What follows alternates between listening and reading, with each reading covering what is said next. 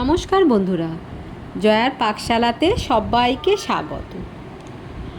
আজকে ছোট বড় সবার খুবই প্রিয় বাঙালিদের সন্ধেতে টিফিন বা বৃষ্টির দিনে মনটা আনচান করে, যার জন্য সেই পেঁয়াজি করে দেখাবো।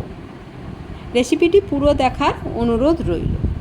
এর জন্য একটা বড় সাইজ, দুটো মাঝারি সাইজের পেঁয়াজ নিয়ে ছাড়িয়ে নিয়েছি। এবারে পেঁয়াজটা আমি কেটে নেব।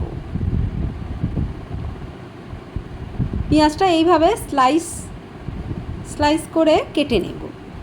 এইভাবে কাটলে দেখতে বা করতে দুটোই সুবিধা হয়। এইভাবে সমস্ত পেঁয়াজটা আমি কেটে নিয়ে নেব।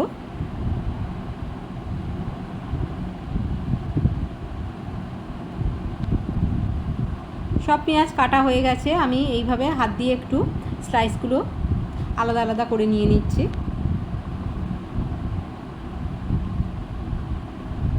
এর জন্য আমি মিক্সড ডাল ভালো করে ধুয়ে 2 ঘন্টা ভিজিয়ে রেখেছি।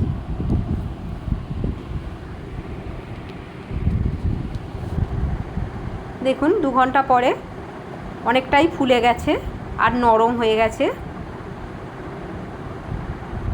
আমি একটা মিক্সির মধ্যে ডালটা দিয়ে দিলাম, কোনো জল দেব না। জল না দিয়ে এই রকম হালকা একটু দানা দানা থাকবে, খেতে তখন ভালো লাগে। খুব মিহি পেস্ট করলে এটা ভালো লাগে না। এইভাবে পেস্ট করে নিলাম। পেঁয়াজ নিয়েছি, স্লাইস করে রাখা যে পেঁয়াজটা, এর মধ্যে হলুদ গুঁড়ো দিলাম 1/2 চামচ আর লঙ্কার গুঁড়ো দিলাম 1/2 চামচ। আপনারা যেমন ঝাল খান সেই অনুপাতে দেবেন। আর কাঁচা লঙ্কা 7-8টা কাঁচা লঙ্কা আমি কুচিয়ে রেখেছি, সেইটা দিলাম। আদা রসুনের পেস্ট দিলাম 1 চামচ। নুন দিলাম 1/2 চামচ, একটু বেশি, কারণ এখানে ডাল বাটাটা পড়বে, ডাল বাটাটা একটু নুন লাগবে। তবে এখানে নুন ঝালটা আপনারা আপনাদের টেস্ট অনুপাতেই দেবেন। ডালটা দিয়ে খুব ভালো করে এটা একটু মাখিয়ে নেব।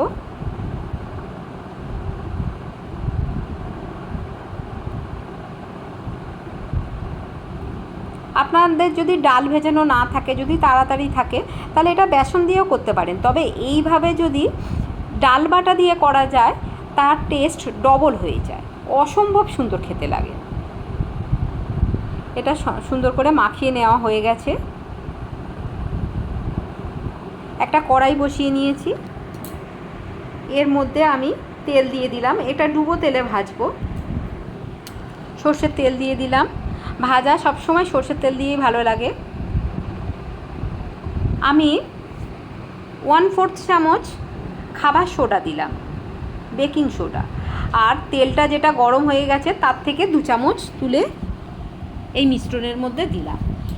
এতে খুব সুন্দর একটা ক্রিস্পি থাকবে। অনেকক্ষণ আপনি রেখে দিলেও ক্রিস্পি ভাবটা নরম হবে না। হাতে করে এইভাবে বড়ার আকারে ভালো করে নিয়ে নিচ্ছি, দিয়ে তেলের মধ্যে দিয়ে দেব।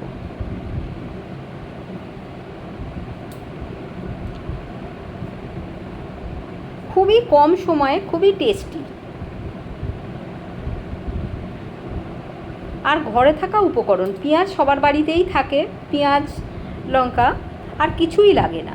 গরম ভাতের সঙ্গে ডাল দিয়ে বা মুড়ি দিয়ে অসম্ভব সুন্দর খেতে লাগে। একবার ভেজে আমি তুলে নিয়েছি, আমি আর একবার ভাজছি।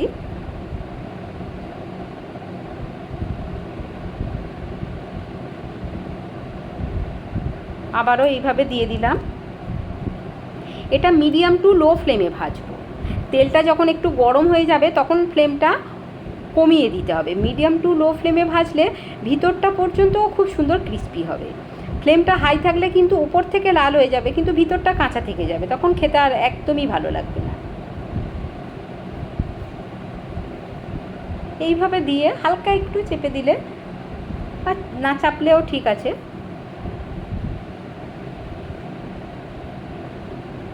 দেখুন কত সুন্দর লালচে লালচে হয়ে গেছে।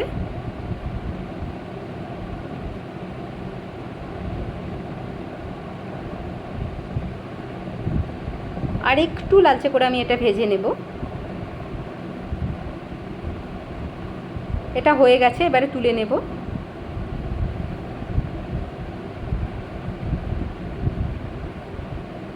তুলে নিলাম, আরও একবার এইভাবে দিলাম।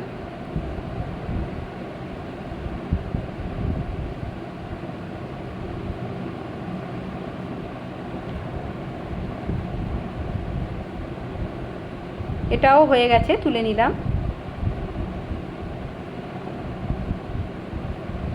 আমি একটা থালার মধ্যে নিয়ে নিয়েছি।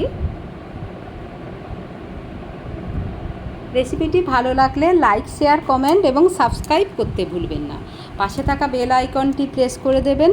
আমার নেক্সট ভিডিওর নোটিফিকেশান সবার আগে আপনার পৌঁছে যাবে। ভালো থাকবেন, সুস্থ থাকবেন। দেখা হচ্ছে নেক্সট ভিডিও।